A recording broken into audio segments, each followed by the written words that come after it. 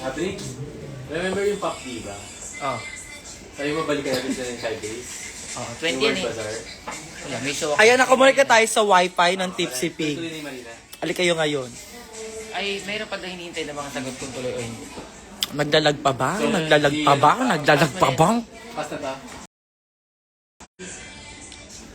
Naglag ako kanina, maganda ba ako doon? Baka mamaya, story nyo na. Bazaar? Bibigyan ka niya ng free book.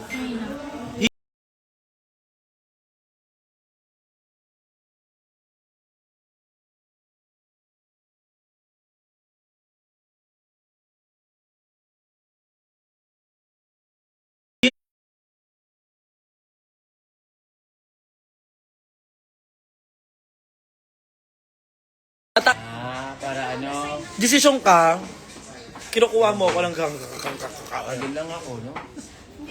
Okay na ba si Maxima? Merch. Apparently, wala naman si ate. Wala naman siyang virus. Si ate, no? Nagkakalat pala ng virus si ate. Yes, kagabi umiyak siya because of that.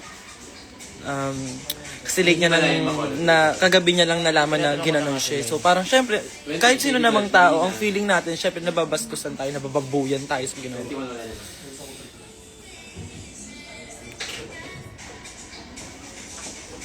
Trendsetter. Bazaar. Medyo mali.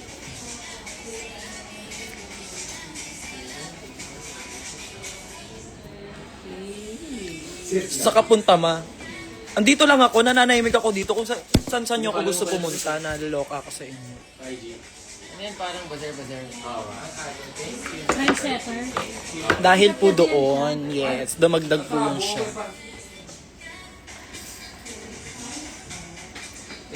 Dalawa sipi ko, dalawa ngayon live pinanonood ko. Isa kay Angel, isa kay Kiana. Feeling ko akit ako kay Kiana, sa gaguluhin nga natin yung buhay ni Bakla.